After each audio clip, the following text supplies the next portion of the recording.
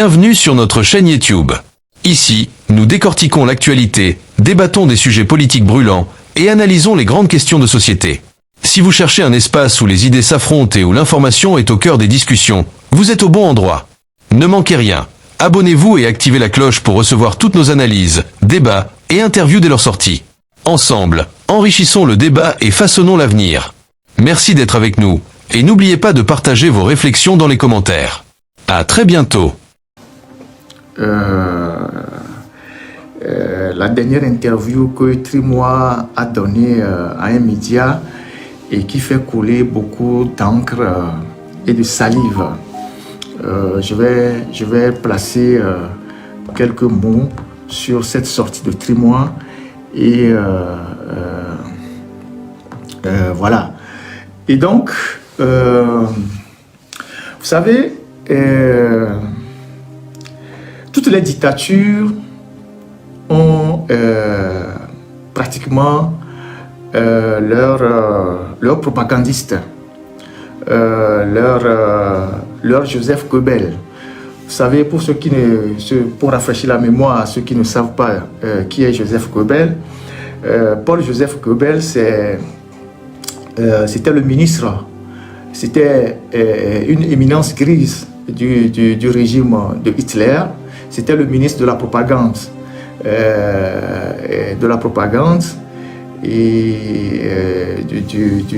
du régime de Hitler, ministre de la propagande et de propagande de quelque chose, ministre de la propagande, en tout cas ministre de l'éducation du peuple et de la propagande, Joseph Goebbels.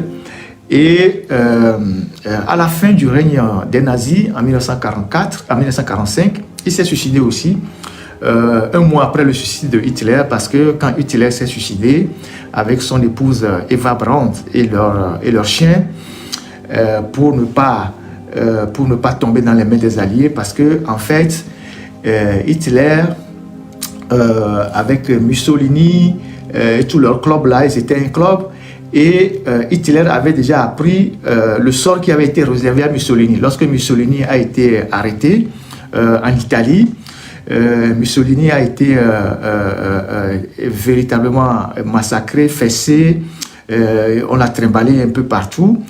Et Hitler aurait dit à ses collaborateurs que mon corps ne servirait pas d'instrument à amuser ses chiens. Et donc, s'il lui arrivait quelque chose, il fallait que son corps ne se retrouve pas dans les mains de ses bourreaux, de ses détracteurs. Donc, Hitler s'est suicidé. J'avais un très bon livre à Lomé que je n'ai pas gardé, de la femme de Hitler, consacré à la femme de Hitler, Eva Braun. Et donc, ils se sont suicidés avec leur chien, je pense, le 30 avril 1945. Et Hitler a passé la chancellerie à Joseph Goebbels, Paul-Joseph Goebbels, qui était l'éminence grise, l'homme le plus important. Donc lui, il a assuré, disons, un mois de chancellerie. Il a tenté de négocier, de prendre contact avec les Alliés, mais c'était trop tard. Et donc, pour que lui aussi ne tombe pas dans les mains des Alliés, il s'est suicidé avec sa femme et leurs 6 enfants, sa femme Magda et leurs 6 enfants. Et donc, Goebbels s'est aussi suicidé parce que il a tenté de prendre contact avec les Alliés, ça n'a pas marché. Il s'est suicidé avec ses 6 enfants et sa femme. Et quand les Alliés rentraient, son corps était en train d'être brûlé. Et donc, ils ont retrouvé une partie du corps, n'était pas totalement brûlé et incinéré. Et les Soviétiques ont ramené le corps en RDA qu'ils ont conservé dans une caserne. Et quand le mur de Berlin est tombé, je crois, il y a un truc comme ça, ils ont sorti le corps de la caserne qu'ils ont incinéré et ils ont répandu les cendres dans l'Elbe, c'est un fleuve en Allemagne. Et la résidence de Goebbels est toujours à Berlin, pas loin d'un lac qui fait plus de, je sais pas, 17 hectares ou bien je sais pas combien d'hectares. Aujourd'hui, ils ne savent pas quoi faire avec, ils sont en train de vouloir la détruire. Alors, Goebbels, c'était l'éminence grise, l'un des éminences grises de Hitler. C'est lui qui sortait toutes les théories, comment il fallait faire pour faire les choses. Hitler avait beaucoup de respect pour Joseph Goebbels. Sauf qu'en Afrique, les dictateurs n'ont pas beaucoup de respect pour leurs propagandistes, comme des gens comme Trimois qui veut être plus réaliste que le roi. Et à chaque fois qu'il prend la parole, il raconte tout et n'importe quoi. Donc, Trimois, il n'est pas à sa première sortie de ce genre, à sa première provocation des Togolais, lorsqu'il affirme qu'il n'y a pas de prisonniers politiques, lorsqu'il justifie l'injustifiable, lorsqu'il justifie tout. Vous voyez, c'est des gens, des opportunistes qui se sont invités sur la scène politique togolaise et qui savent que, bon, tout ce qui les intéresse, c'est de ramasser de l'argent. Trimois, déjà, dans sa jeunesse, quand il était dans les années 92 ou 91-92, en classe de première ou je ne sais pas quoi, au lycée de Pia, il faisait partie des élèves à l'époque. Vous savez qu'en 92, il y avait une grève générale, une grève qui touchait l'éducation au Togo. Tout le pays était en grève, les écoles étaient à l'arrêt, mais il y avait un seul lycée qui n'était pas à l'arrêt, c'était le lycée de Pia. Donc le lycée de Pia, c'est chez Eyadema, dans le village d'Eyadema, et donc il ne fallait pas faire la grève là-bas. Donc les élèves de ce lycée allaient à l'école tranquillement, et il y a un groupe d'élèves qui s'est rebellé à l'époque pour dire non, on ne peut pas accepter continuer les écoles pendant que tout le Togo est à l'arrêt. Et parmi ces élèves, il y avait un certain Christian Trimois.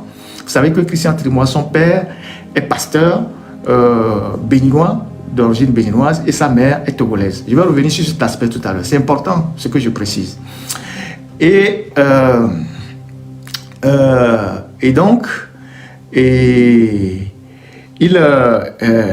Christian Trimois, donc, à l'époque, prend la machine à taper de son père, qui était pasteur à Pia, et il écrit un tract. Il écrit un tract pour protester contre le fait qu'on les oblige, eux, à aller à l'école et soulever les élèves. Donc, il y avait lui, ils étaient 3 ou 4 à l'époque, il y avait lui, Trimois, et c'est lui qui a tapé le test avec la machine à taper de son père, plus un autre qui est maintenant colonel dans l'armée, Aoui, qui est le chef de la garde présidentielle actuellement. En ce temps, il était l'aide de camp de fort. Et un troisième ou un quatrième. Donc, ils ont distribué les tracts dans l'école. Et lorsque les tracts ont été découverts, en remontant la piste des tracts, on se rend compte que c'est Trimois qui a tapé les tracts.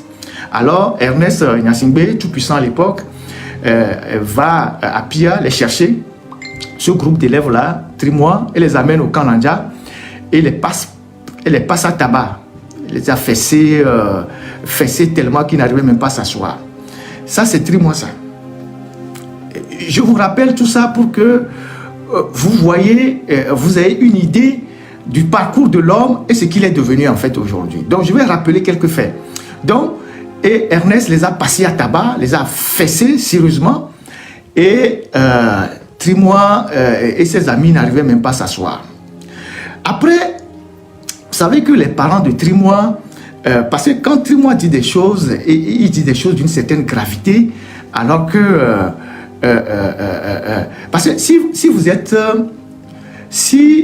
êtes d'une famille modeste ou vous êtes d'une famille pauvre, je ne sais pas, vous êtes d'une famille quand même qui n'était pas bien lotie, et que par votre intelligence, par votre je sais pas, votre abnégation, Dieu vous ouvre des portes et que un jour vous devenez quelqu'un d'important, faites en sorte que dans la cité vous soyez quelqu'un de bien.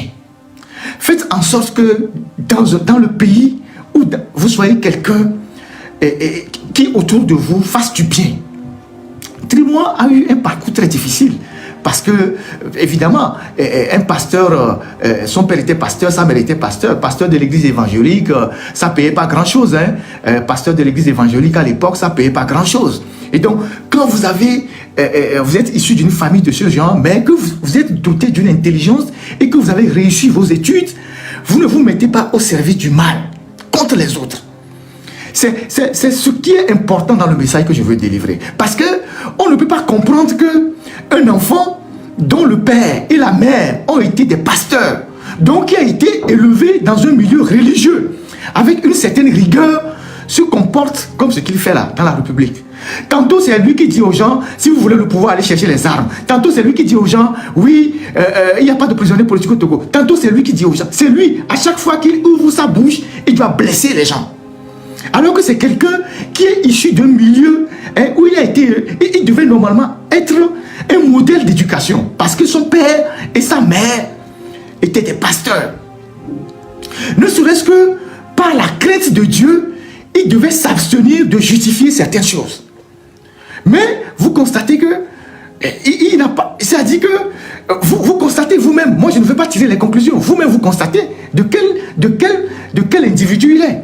Si moi, mon père et ma mère ont été des pasteurs et ont passé toute leur vie à prêcher à l'église, je pense que je vais garder quelque chose de bien d'eux. Je vais être quand même quelqu'un de modèle. C'est ça la réalité. Donc, quand Christian Trimois était au collège protestant à Lomé, son père et sa mère, ils étaient logés dans l'habitat. C'est le deuxième fait que je souligne. Ils ont été logés dans l'habitat. L'habitat l'habitat où il y a la radio Victoire, là. Ils ont été logés dans l'habitat là-bas. Dans l'habitat là-bas. C'est là-bas qu'ils vivaient. Donc, je dis cet aspect pour lui faire comprendre 2 ou 3 choses. À l'époque, comme dans toutes les familles, dans certaines familles, c'est difficile. Donc, quand c'est difficile dans la famille, les enfants vont manger chez les voisins donnent beaucoup de choses aux enfants, et tout, et tout, et tout, et tout.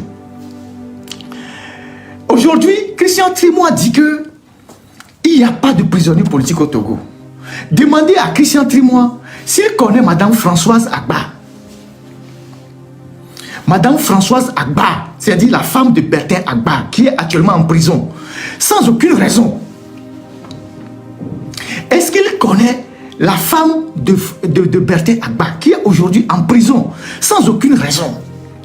Madame Françoise Agba n'est pas une criminelle. Elle n'a pas volé l'argent de quelqu'un. Elle n'est pas responsable d'un délit ou d'un crime. On l'a mis en prison juste parce qu'on cherchait son mari. Madame Françoise Agba, leur maison est au niveau du collège protestant là-bas, pas loin de Demkodjo, la maison de Demkodjo qui est derrière et là-bas. Et c'est là-bas que Christian Trimois, il allait manger. C'est là-bas qu'il mangeait, matin, midi, soir. Parce que c'était difficile pour eux à la maison. C'est chez cette femme, dans la maison de cette femme-là qu'il mangeait. Là-bas. C'est dans la maison-là. C'est là-bas qu'il mangeait. C'est là-bas qu'il mangeait. Dans la maison de Madame Françoise Agba, qui est aujourd'hui en prison, souffrant de cancer, en train de souffrir de cancer, où on lui refuse les soins, on refuse qu'elle sorte de prison alors qu'elle n'a rien fait. Et le même Trimois qui a été nourri par ces gens, quand sa famille était en difficulté, il sort sur les médias et il dit qu'il n'y a pas de prisonniers politiques au Togo.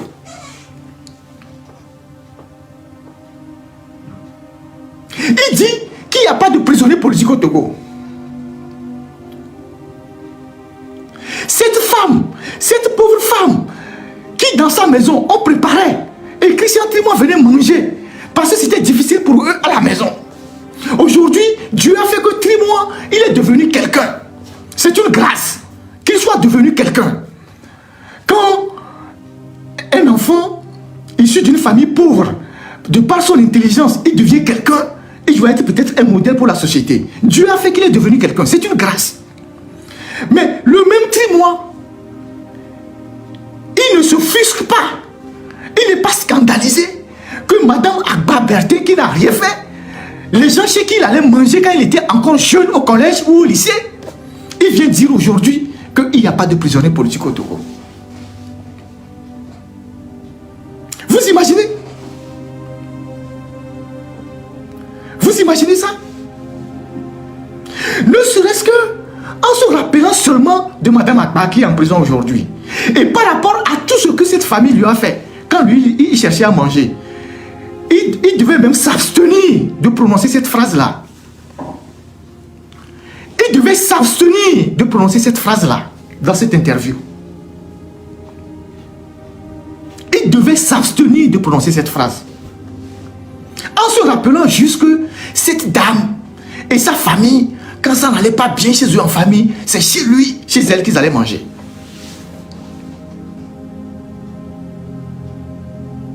Je connaissais cette histoire, hein. C'est pas maintenant qu'on a arrêté la dame que je parle de ça. Je connaissais cette histoire depuis 2 ans ou 3 ans. Et il m'a même été dit, la dernière fois que Trimou est venu manger dans la maison là, c'est avec toute une casserole qu'il est parti, il n'a pas ramené la casserole.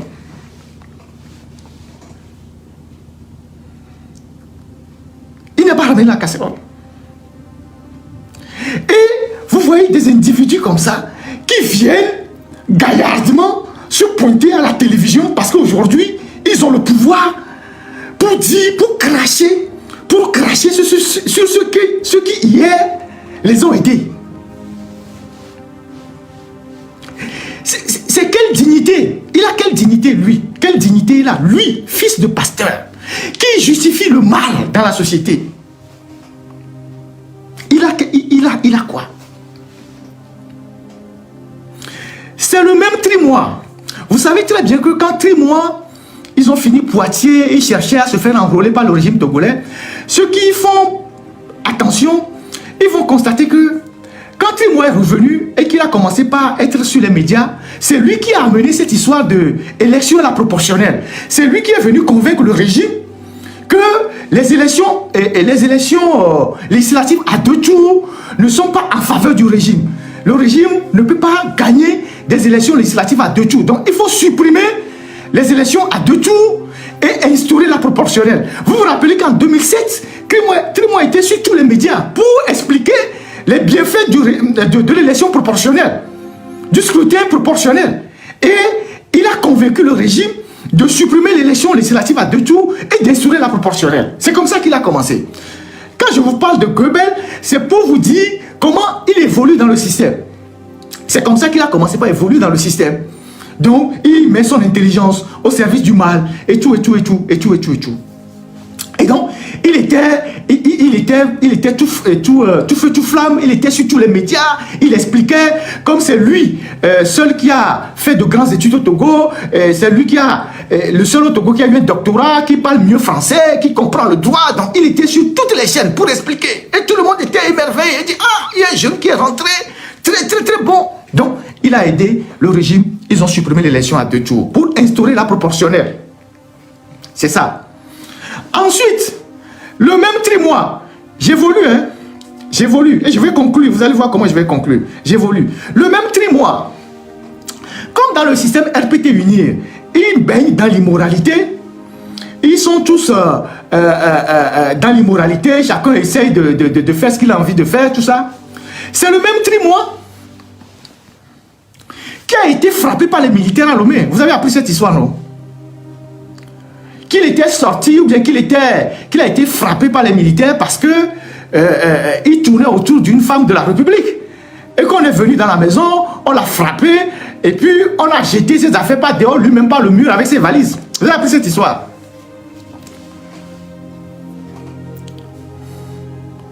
Vous avez appris ça, non? Je ne vais pas citer la dame, mais vous avez appris quand même qu'il avait été bastonné par des militaires parce qu'il tournait autour d'une grande dame de la République. C'est-à-dire, je vais vous montrer comment les gens, ils sont constamment humiliés, mais ils sont toujours au service du régime qui les humilie parce qu'il veut de l'argent. Ils cherchent des raccourcis. Je vous ai dit comment il a été fessé quand il était au lycée à Pia. Voilà. Et comment il est venu après, et tout. Et dans le système, comment il tournait autour d'une femme, il a été bien fessé et tout ça. Et entre-temps, quand il était il broyait le noir parce qu'il voulait se faire nommer ministre, il broyait le noir, il parlait mal de Faure Gnassingbé, mais partout il passe, il dit ouais, voilà, Faure et ceci, eux ils font tout, mais Faure ne veut pas les récompenser. Il était très amer. Il était très amer vis-à-vis de Faure Gnassingbé. Jusqu'à ce que on le nomme ministre des droits de l'homme. Est-ce qu'on le nomme ministre des droits de l'homme? Et quand on le nomme ministre des droits de l'homme, de temps en temps, c'est lui qui partait à Genève avec de l'argent pour aller corrompre les gens, essayer d'adoucir les positions et tout ça. Et en 2019, rappelez-vous, mais avant 2019, excusez-moi, je fais un feedback, je retourne. En 2012, vous savez tous qu'en 2012, à la suite de cette bastonnade dont j'ai parlé, vous savez que Trimois a été inculpé dans une affaire de tuerie de jeune fille à Gonivé. Vous savez que le nom de Trimois a été cité dans une affaire de tuerie de jeunes filles, dont une dizaine de jeunes filles qui ont été tuées et dont on a prélevé les organes à des fins de rituel, à des fins ritualistes. Vous savez ça? Et vous savez que Trimois, lui, le fils d'un pasteur, de père et de mère, se retrouve dans une affaire de tuerie de jeunes filles à des fins de rituel. Et donc, l'affaire a été instruite à la justice. À l'époque, je pense que c'est le doyen des juges, Bidassa, il n'y avait pas Adjoli qui est décédé, et Trimois a été inculpé. Le procès verbal de son inculpation est là. Aucun juge, le juge au Togo ne peut pas inculper s'il n'a pas des éléments, comment ils appellent ça en droit, des indices graves et concordants. Voilà. S'il n'avait pas des indices graves et concordants. Donc, Trimois a été inculpé dans cette affaire. Le PV de son inculpation est là. Alors, comment se fait-il que, du jour au lendemain, quelqu'un qui a été inculpé dans une affaire de tuerie, donc de crime rituel, se retrouve totalement blanchi, alors qu'il n'y a pas eu de procès, et revient au gouvernement?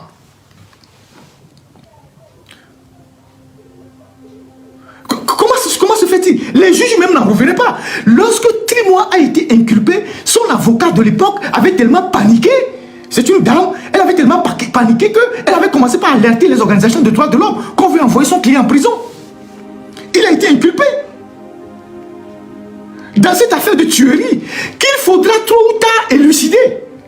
Il faudra demain déterminer le rôle des uns et des autres dans cette affaire. On a jeté quelques-uns en prison. Certains ont pris, je ne sais pas si eux, on les a sacrifiés. Mais il y a un ancien cadre de Togocel qui est en prison dans cette affaire. Mais Trimois, lui, je ne sais par quel miracle, il est ressorti de cette affaire. Et après, on l'a propulsé maintenant au gouvernement, ministre des droits de l'homme. Quelqu'un qui a été cité dans une affaire de tuerie de jeune fille se retrouve ministre des droits de l'homme. Vous avez trouvé ça où? Quelqu'un qui a été cité dans une affaire de tuerie, dans un dossier instruit par la justice, avec des PV d'inculpation qui existent. On le sort du lot, on condamne les autres, et lui, il devient ministre des droits de l'homme.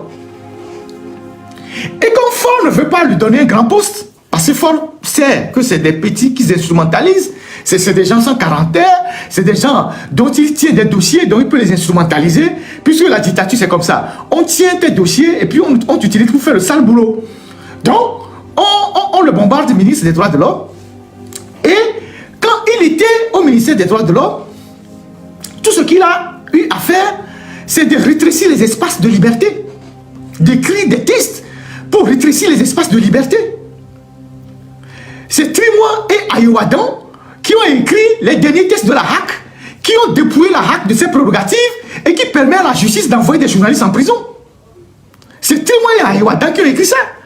Quand Ayoadan, lui aussi, il était tout feu tout flamme, quand nous étions en prison avec Joël Lega, paix à son âme, Ayoadan qui était un professeur de droit, il justifiait partout qu'on devait nous arrêter, qu'on devait faire la prison. Même quand mon confrère est décédé, ça n'a pas touché sa conscience. Il y a des gens qui ont interpellé Ayoadan partout dans le monde, mais qu'est-ce que tu vas chercher dans cette histoire? On envoie des journalistes en prison. Il a passé tout le temps à justifier que je devais faire la prison. Ayoadan Akora, avec Trimois. Et après, qu'est-ce qui s'est passé? Ayoadan, il pensait qu'il avait un CDI au gouvernement. Il pensait qu'il était en CDI. Et depuis, on l'a balancé. Non seulement on l'a balancé, mais on l'a limogé, on l'a bien humilié. On l'a bien humilié. On l'a bien humilié. Il a eu à gérer la TVT et tout ça. On lui a demandé des comptes. Ce qu'il dit en privé aujourd'hui, c'est largement en deçà de ce qu'il disait hier qu'il était au gouvernement. Comme on dit chez nous, Ayassi, chez nous. Donc, c'est ça. Donc, c'est eux qui ont réécrit les tests de la HAC pour expurger, pour enlever à la HAC toutes les prérogatives qui permettent à la HAC de faire de la régulation pour donner plus de pouvoir à la justice pour envoyer les journalistes en prison. Et c'est ce que Goebbels aussi faisait avec Hitler. C'est ce que Goebbels faisait aussi avec Hitler. Goebbels, qui était le ministre de la propagande, c'est ce qu'il faisait aussi avec Hitler. Il mettait ou pas les médias, les journalistes. Goebbels avait 1,65 m. Je pense que Trimouan doit être aussi de cette taille-là. Et les gens se réincarnent. Hein? Les gens qui font des mauvais trucs là, dans les dictatures, se réincarnent toujours quelque part dans le monde. Hein? Donc, c'est eux qui ont fait ça. Vous voyez? Et donc, c'est eux qui ont écrit ces tests-là. Et qui sont allés convaincre, je ne sais pas fort, tous ceux qui doivent convaincre et tout, et tout, et tout. Et pour faire passer les tests. C'est lui. C'est le cerveau de tout ça. Parce que il cherche ses marques dans le système. Il veut s'enraciner dans le système. Il sait qu'il y a de la place. Entre-temps, les Bodjona n'étaient plus là. Les Bawara, tout ça, lui aussi, il se trace. C'est un opportuniste. Il veut avoir de la place. Parce que dans le système, il y a de l'argent à prendre. Vous voyez? Donc, c'est lui qui a fait écrire ces tests-là. Et il est devenu ministre des droits de l'homme.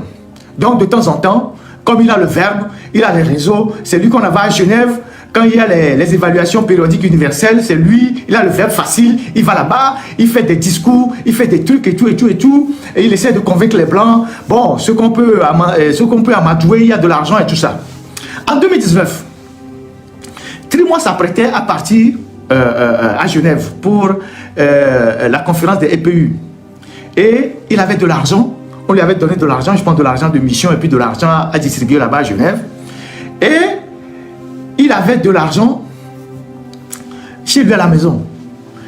Et il a fait venir des filles de joie à la maison. Puisque, moi, contrairement à ceux qui les défendent là, eux ils sont intelligents. Hein. Sa femme est en France avec ses enfants, ils sont à Poitiers.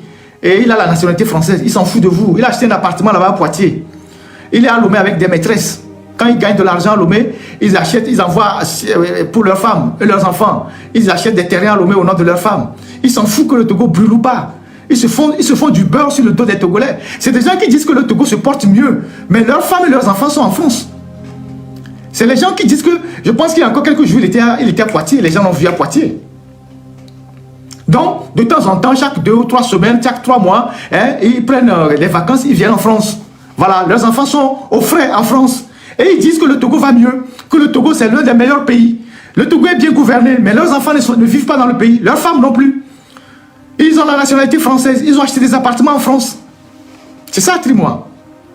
Et donc à Lomé, ils n'ont pas de femmes à Lomé, mais ils ont des maîtresses, ils ont des filles, comme dans le système RPT, ils aiment les femmes. Donc, ils couchent avec les mêmes femmes parfois, ou parfois, bon, ils s'échangent les femmes et tout ça. Donc, à la veille de ce voyage-là, il avait de l'argent chez lui, en devise.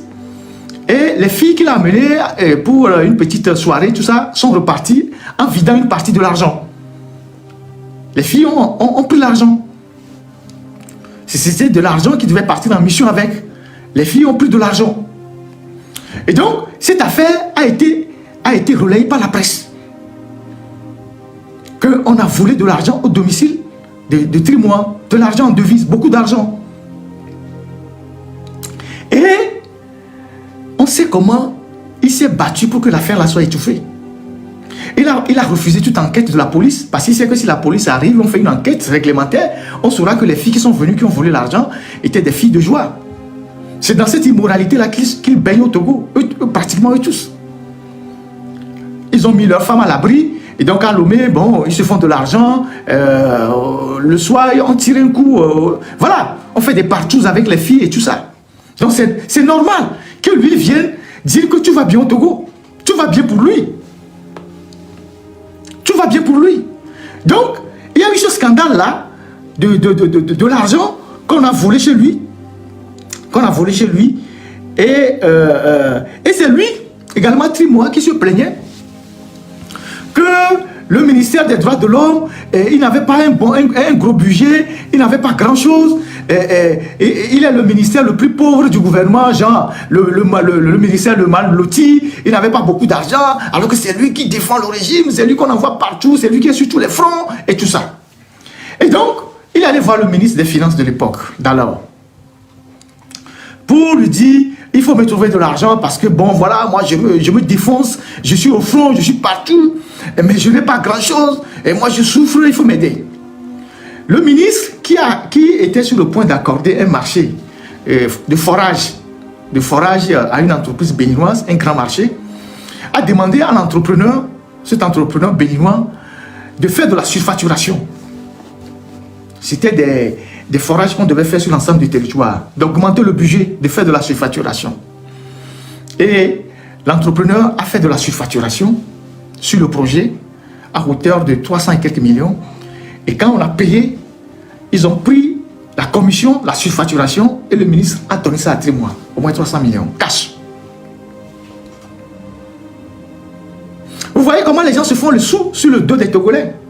C'est normal qu'ils viennent s'exprimer comme il le fait, avec cette arrogance.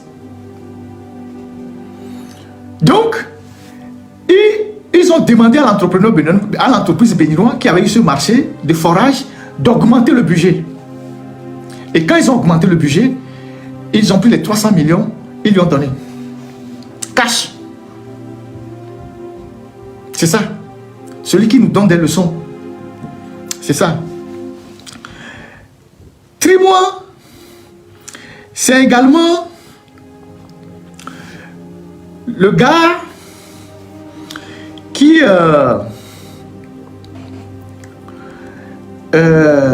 faisait récemment la vulgarisation de la nouvelle constitution.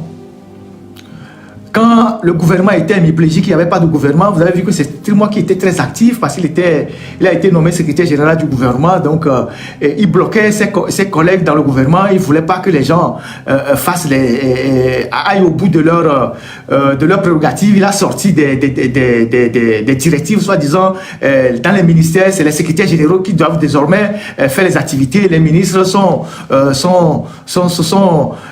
confinés dans les activités, je ne sais pas, dans les trucs, tout ça. Et il agaçait beaucoup de ses confrères, de ses collègues dans le gouvernement. Et donc, quand on a modifié la constitution, on a voté la nouvelle constitution, il fallait vulgariser la constitution. C'est le même Trimois qui faisait des projets, 80 millions pour aller expliquer la constitution au MCC.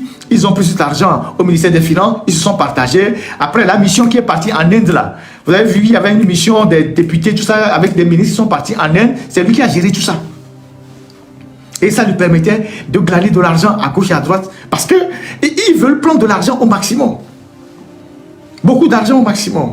Puis ils savent que, bon, ils sont, je ne sais pas comment dire, Fort, lui, c'est que, bon, c'est des gens qui ne tirent pas les dossiers pourris, donc Fort les utilise à fond. Donc eux aussi profitent de leur position pour se faire beaucoup d'argent, pour délester les caisses de l'État de beaucoup d'argent. Christian Trimois, il a placé son petit frère à Togo Invest. Vous savez, Togo Invest, c'est une société d'État qui est gérée par M. Mivedor. Le petit frère de Trimois est là-bas, il a placé là-bas. Il a placé là-bas. Il est un cadre de Togo Invest, le petit frère de Trimois. Pour eux, le Togo va bien. Pour eux, le Togo va bien. Donc, il peut se permettre de venir l'ouvrir sur les médias pour dire que oui, que voilà, il n'y a pas de prisonniers politiques au Togo.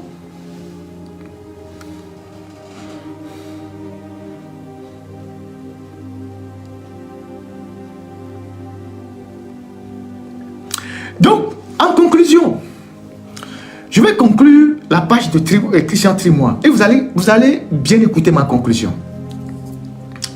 Vous allez bien écouter ma conclusion. Il y a des sujets au Togo sur lesquels nous n'osons pas nous prononcer. Parce qu'on dit que c'est des sujets sensibles. Quand il y a un problème et que vous voulez en parler, on dit que oh, c'est sensible. On va dire que tu es ci, tu es ça. Quand j'ai ouvert le dossier des Sahéliens qui ont pris notre économie ici, c'est nos propres frères togolais qui sont venus m'insulter, que je suis contre les gens du Sahel et tout ça. Et pourtant, Et pourtant, dans chaque pays, chacun protège les siens. Chacun protège les siens. Vous avez vu au Gabon, la préférence nationale. Vous avez vu au Ghana, vous avez vu au Bénin.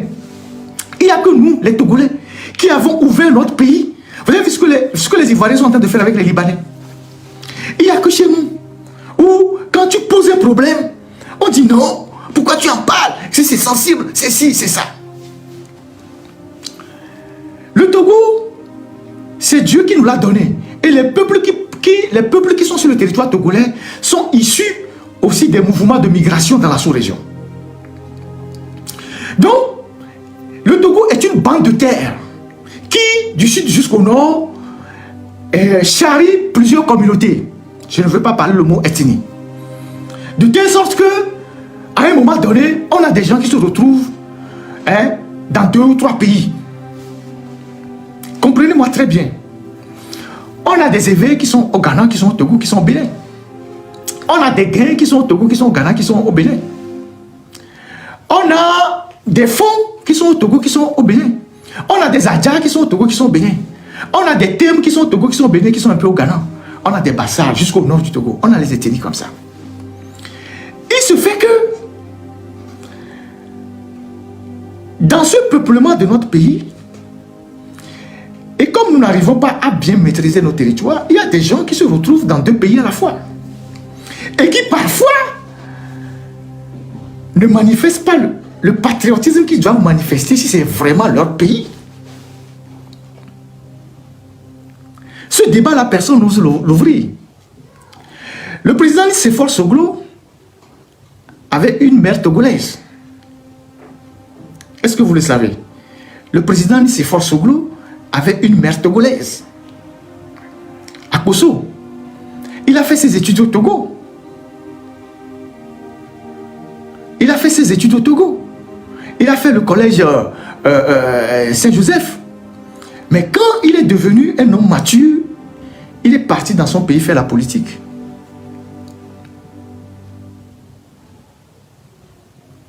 Il est parti dans son pays faire la politique. Trimois lui-même, il dit que son père est béninois, de l'autre côté de la frontière. Quelqu'un lui a une fois posé la question de savoir pourquoi tu ne vas pas faire la politique au Bénin. Il dit non, que personne ne le connaît au Bénin, c'est au Togo qu'il a grandi et qu'il est devenu, c'est au Togo, c'est le Togo. Je dis ça pour vous dire que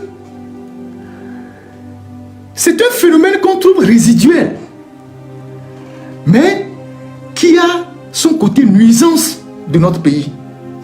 C'est vrai que sur le plan de la nationalité, quand vous êtes de mère, de père togolais, vous êtes togolais, vous êtes de mère togolais, vous êtes togolais.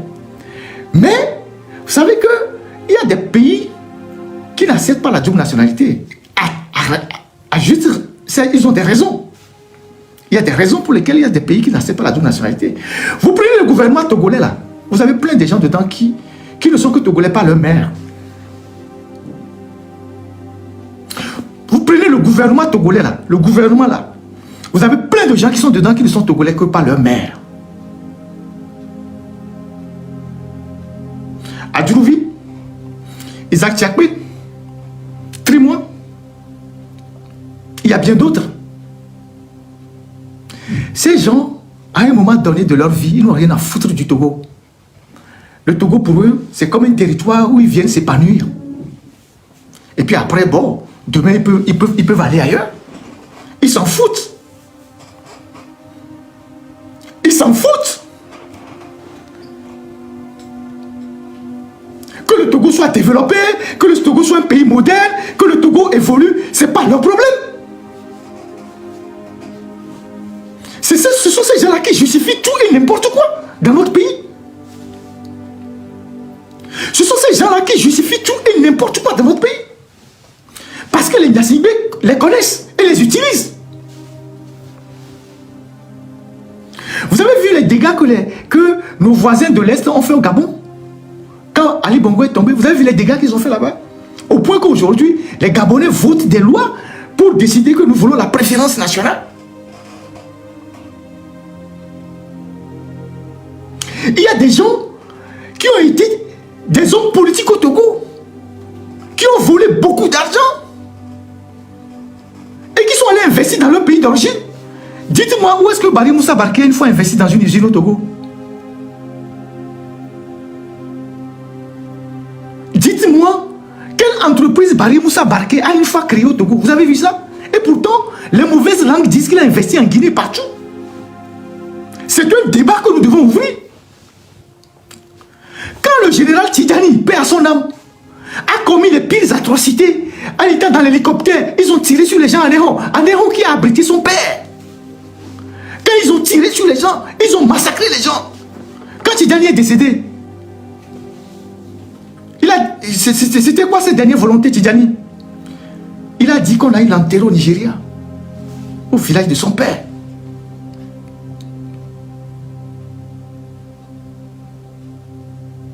Au village de son père.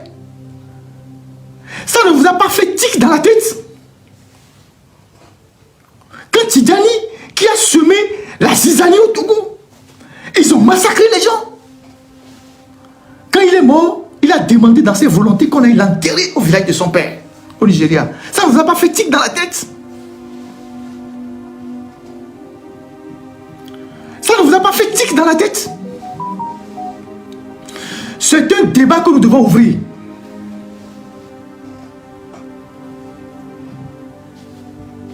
Parce que on en a marre que des gens viennent provoquer les Togolais tous les jours. On en a marre que des gens s'asseyent. Ils sont venus au Togo, le Togo leur a tout donné. Et normalement, ils doivent à ce pays, ils s'asseyent pour justifier des conneries.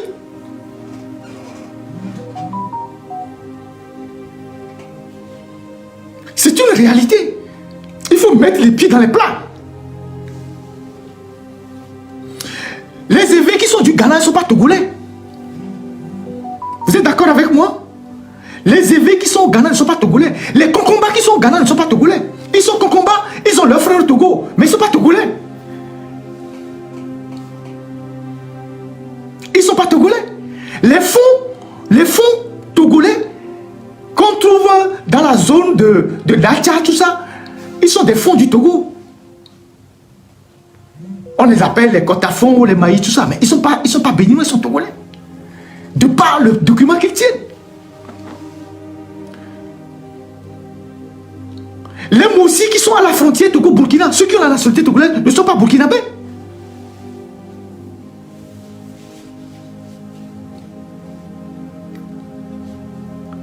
D'où vient que des gens qui ont joué sur les frontières viennent prendre des responsabilités dans nos pays et nous emmerdent pendant que l'argent qu'ils piquent chez nous, ils vont investir dans le pays d'origine de... Ils reconnaissent le pays d'origine de leur père.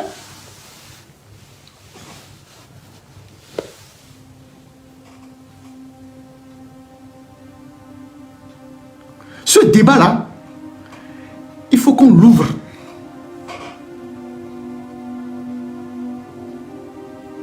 Il faut qu'on l'ouvre. Ça n'a rien à voir avec la xénophobie. Il faut qu'on l'ouvre. Parce que des gens qui viennent se battre pour que le Togo soit le dernier de la sous-région, alors que le Togo leur a tout donné, il faut qu'on ouvre ce débat. Des gens qui viennent se mettre au service du mal dans notre pays pour justifier tout et n'importe quoi. Il faut qu'on ouvre ce débat.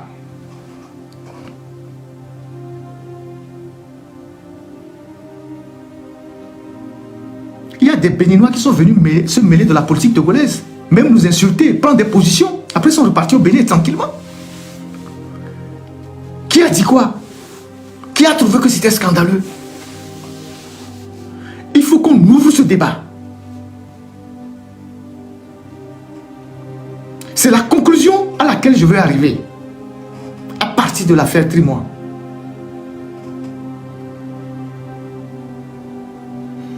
Et ce qui est bizarre, ces gens-là, les villages auxquels ils s'identifient au Togo, quand vous allez là-bas, ils ne font rien du tout. Ils font absolument rien. Parce qu'ils savent en réalité qu'ils ne viennent pas de là. C'est des villages imaginaires comme ça auxquels ils s'identifient dans le pays. Ils sont venus rester. Faites vos propres enquêtes, vous saurez.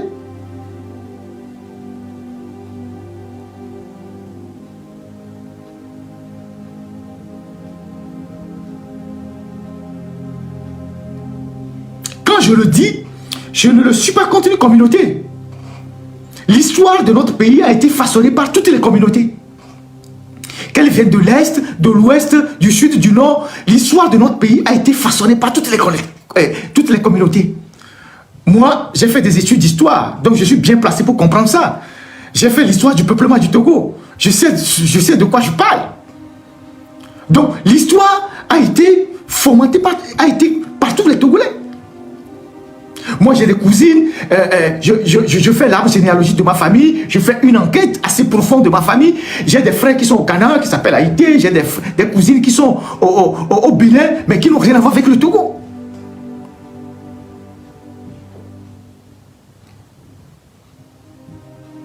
C'est ça la réalité. Donc, si vous êtes... Le Togo vous a accueilli d'une manière ou d'une autre, les bras ouverts. Vous devez quelque chose à cette nation. Vous ne venez pas vous mettre sur vos ergots pour enfoncer ce pays qui vous a tout donné. Et quand vous ramassez de l'argent, vous allez investir ailleurs. Ce problème, tout le monde le sait. Mais comme nous sommes hypocrites, comme nous sommes des hypocrites, personne ne veut en parler. Personne ne veut ouvrir le débat. On dit c'est une boîte de Pandore. Personne ne veut en parler. Mais, ça dit, Amessia Menyabe, je parle la langue locale. Amessia Menyabe, et moi, il est. Il n'y a pas de mignon. Voir, à mon abo, mi bac blanc, les mi blanc bois, mais là, tu as encore mon, mais là, on est quelqu'un. Voir, et les blancs, les miens, tous les jours. Et les blancs, nous, les miens, tous les jours. Moi par exemple là, ni mi mia pompo nyao nyawa, bébé vie moi ni lava no pompo na tokuto nenyo. Parce que il skulu tokuto kekewa, et nya mu tokuto kekewa, et un doctorat qui tokuto de kum repoa. Que Amérique peut mu les famille mais la tourne bé o amegan o bleu viré, o balé weunu, o balé ikounu, et souvent toi que la romea. Là, tu es papa, oh, on peut vous virer. Il y a, on le peut et nous, on a kabakaba. On peut vous virer. Parce qu'ils n'ont pas de femmes aussi à la maison qui leur parlent. Bon, papa, on peut vous virer. Vous parlez aux gens comme si le Togo se limite à vous. On me télé le courage, les tournois, oh, mi au blé où.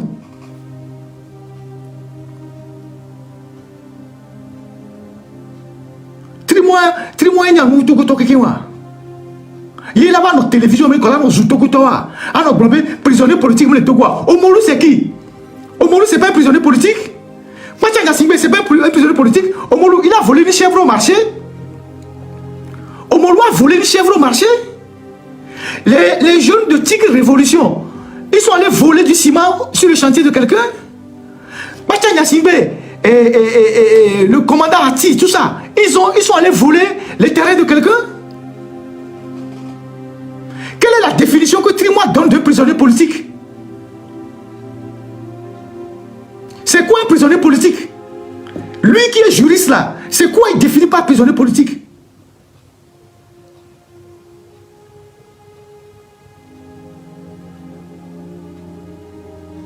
Omolu là, il a volé. On le garde parce qu'il a volé. Pacha Nassimbe qui fait 15 ans de prison, il a volé. Madame Agbab, elle a volé. Les gens de Tigre Révolution, ils ont volé. Il y a d'autres personnes que j'oublie. Je ne peux pas donner toute la liste. Tous ces gens-là, ils ont volé. Et puis, comment est-ce que on peut être aussi insensible à la vie des gens? Les jeunes de Tigre Révolution, là, je vous ai dit qu'il y a 9 qui sont morts. Il y a 8 qui sont actuellement à la morgue. Les jeunes de Tigre Révolution, là, moi je les ai vus. Quand on nous traînait à la justice, là, je les ai vus dans le bureau du doyen des juges qui est mort. Ils étaient menottés comme on menottait les gens d'Afghanistan. Les gars d'Afghanistan qu'on a pris pour amener à la prison qui est au Cuba, là, comment vous appelez ça? Guantanamo. Guantanamo. On les a menottés comme ça. On les a menottés comme ça. Et il y a 8 parmi eux, à cause de la longue détention préventive. Il y a 9 qui sont morts. Ils ont enterré un. 8 sont à la morgue. 8 sont actuellement dans le casier, dans le froid là-bas à la morgue. Ah mais 8 patas où les morgues, les jeunes ont dominé. C'est des familles entières qui sont en deuil.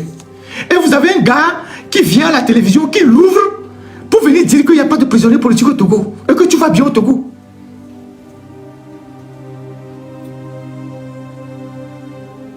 Et les gens veulent qu'on le caresse dans le dos du poil.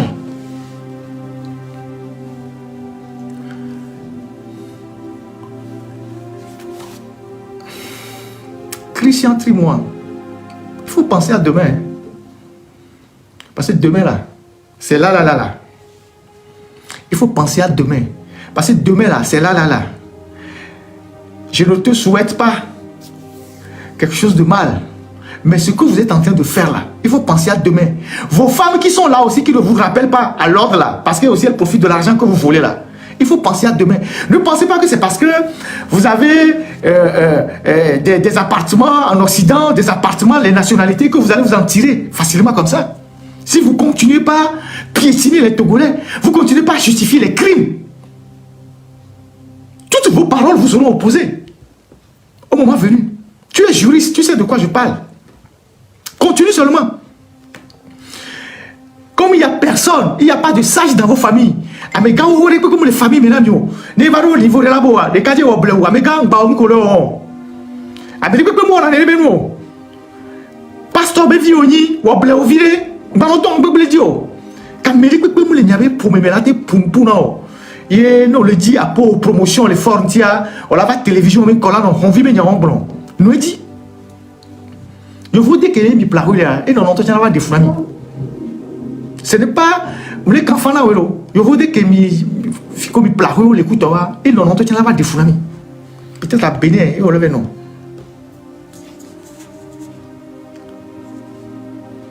Nyanya Sommet. On vient de juger des Rwandais là. Des gens qui se sont cachés et tout ça, on les a dénichés, on vient de les juger. On vient de les juger. Mettez votre intelligence au service du mal, autant que vous pouvez, pour de l'argent. Mettez votre intelligence, votre savoir-faire au service du mal, tant que vous pouvez, pour de l'argent. Sachez seulement que la proportion des Togolais que vous avez fait partie du Togo, qui sont en Occident, ils sont tellement nombreux. Et ils sont dans toutes les villes. Ils vous attendent. Le jour où ça va basculer là, ils vous attendent.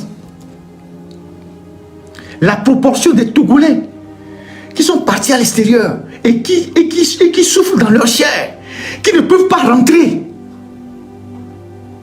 Tu dis que le Togo se comporte bien. Tu dis que tu justifies l'agression de comment appelle-t-on, de Sagna, tout ça. Il y a des gens qui sont dehors qui ne peuvent pas rentrer au Togo. Les Tipi Yachadam, les Boko, les Olivier Ama, je ne sais pas, les Togolais de la diaspora qui sont fichés, qu'il ne faut pas rentrer parce qu'à un moment donné de leur vie, ils ont donné un avis sur la gouvernance du Togo qui ne plaît pas à tes patrons. Et tu viens dire que le Togo se porte bien. Pendant ce temps, toi, tu viens en Europe te promener à Poitiers, tout ça, tu bois du bon vin, tu te promènes dans les restaurants et tout ça. Si ça chauffe là, tu peux courir avec ta forme là. Tu peux faire 100 mètres. Si ça chauffe là, tu peux faire 100 mètres. Tu peux courir. Tu peux faire 100 mètres sans t'essouffler. Moi, je ne suis pas fils de pasteur, mais je te donne des conseils d'un homme raisonnable, d'un homme qui ne doit pas se mettre au service du mal. Quand on a un doctorat en droit et qu'on a d'autres compétences, même au-delà d'une dictature, on peut travailler. Quand on a un doctorat en droit et que Dieu t'a béni et que tu as un doctorat en droit, tu peux aller travailler n'importe où, tu peux être consultant. Tu peux travailler dignement. Mais comme vous ne voulez pas travailler, Parce que si vous avez des marchés sur le plan international, il faut faire des rapports. Quand vous êtes habitué à la facilité, bon, vous voulez être avec Faure Gnassingbé pour avoir la facilité. Et avoir l'argent tout de suite, cash, tout de suite. Continuez seulement. Faure même n'a pas votre temps. Et lui, vous utilise juste. Hein. Il vous utilise juste. Et Hitler avait beaucoup de respect. Avait beaucoup de respect pour Goebbels. Et quand la femme de Goebbels venait se plaindre des incartades extra-conjugales de son mari, et parce que dans les dictatures c'est comme ça tire sur tout ce qui bouge, c'est Hitler et sa femme, et la femme Magda, c'est le nom de la femme de Goebbels, qui voulait sortir les secrets de son mari, les notes et tout ça, pour je sais pas, pour créer des scandales. C'est Hitler qui a apaisé sa femme. Vous êtes aussi à Lomé, vous faites les scandales sexuels. Mais vos femmes ne sont pas avec vous. Vous les avez mis à l'abri à l'extérieur avec vos enfants.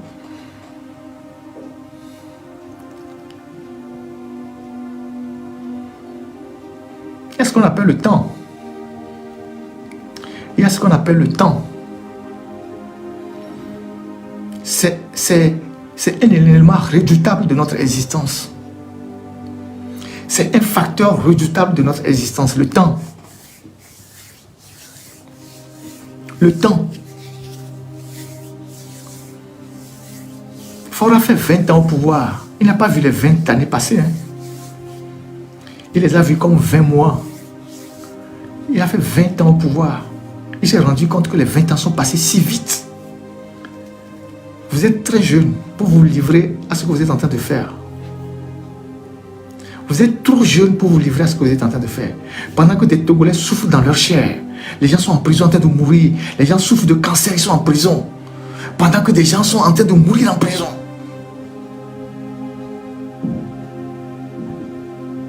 Vous êtes trop jeune pour faire ce que vous êtes en train de faire.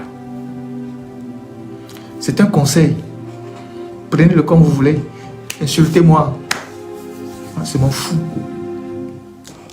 Mais je sais que ce que je dis est raisonnable. Je sais que ce que je dis est intelligent. Je sais que ce que je dis est plus proche de la vérité que du mensonge. Je sais que ce que je dis va se réaliser demain. Que je sois vivant ou pas. Je sais que ça va arriver. Un enfant de pasteur devait au moins garder un minimum de moralité. Ne serait-ce qu'en honneur de ses parents.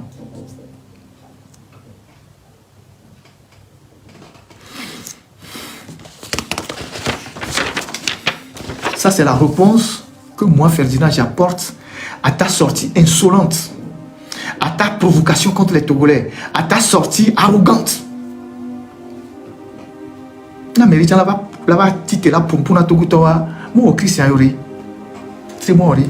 Opo, ni on mi pas la clé oui, opo la clé ah, opo la clé quoi. Opo, pour TV tu jogges la clé quoi, opo on coupe le Togo quoi. Tu connais la clé?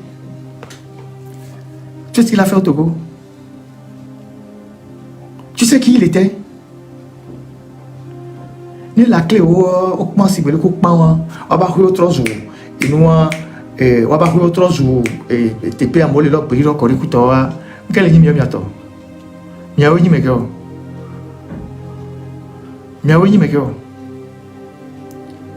hein 86 mais la clé qu'on va tatouer on va prendre mis les screws on a bien et tous les miato ba mais bien va blonda soja ils nous apprenaient déjà à faire la délation. On était des enfants. On a vu comment ça s'est terminé. Donc, tu ne fais rien d'extraordinaire qui n'a déjà été fait au Togo. On sait comment les gens comme toi finissent. Le système que tu sers là, c'est lui-même qui va te terminer matin. Parce que ce système-là, c'est que les gens comme vous, vous êtes des opportunistes. Vous voulez juste de l'argent. Parce que quand votre chef tourne le dos, vous parlez mal de lui. Vous êtes médisant envers lui. Vous dites qu'il n'est rien. Les Djoua, on a vu comment ils ont fini. Tu sais, tu connais Djoua, Narcisse Yoma Djoua. Tu sais qui il était? Narcisse Yoma Djoua.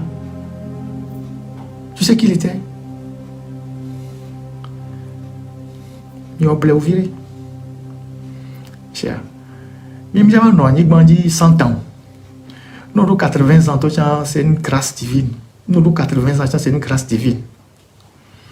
Le peu de temps qu'on veut passer sur la terre là, que Dieu nous utilise pour faire du bien autour de nous, de telle sorte que le jour qu'on s'en va, les gens ne retiennent que le bien qu'on a eu à faire. Vous êtes là, l'incarnation du mal. Tout ce qui est mauvais, c'est vous qui justifiez ça. Continue seulement. Sors encore. Sors encore pour faire une interview. Des gens comme vous, les Togolais vont vous détester même plus que fort. Des gens comme vous, les Togolais vont vous détester plus que fort parce que vous vous érigez en bouffon du roi. Le roi lui-même ne parle pas. Le roi, il soigne son attitude. Il est derrière le rideau. Il se préserve. Et c'est des gens comme vous qui n'avez aucune dignité parce qu'on tient des dossiers sur vous. C'est vous qu'on envoie au casse-pipe. Tu viens, tu parles gros français. Tu parles français plus que quel Togolais. Tu es le premier à avoir un doctorat au Togo. Et tu es allé à l'agrégation, tu n'as pas réussi. Nous allons pour moi, il va laisser. Il a ouvert matériel. Donc, tu combats. Tu n'as pas mis ton blanc. Didi le cours viré. D'accord, mais sur le plat, le jour où on vous enlève du pouvoir, là, vous devenez des pauvres. Parce qu'il y a des gens, ils ont un langage, quand on voit quelqu'un, un voleur de la République, qui construit 2 ou 3 maisons, on dit, ah, il est milliardaire, mais un milliardaire. Les Togolais, on ne sait même pas ce qu'ils appellent milliardaire. Quelqu'un qui a quelques millions, on dit qu'il est milliardaire. Le jour qu'on enlève de son poste, et il n'a plus la caisse, il va piquer l'argent, il commence pas à demander l'argent aux gens. Mais gardez les miations. Mais investissement de millions. C'est ça. Puis au Togo, on appelle tous les voleurs milliardaires. Oh, mais un milliardaire, c'est quel milliardaire? Vous savez ce qu'on appelle un milliardaire? Il y a un milliardaire là.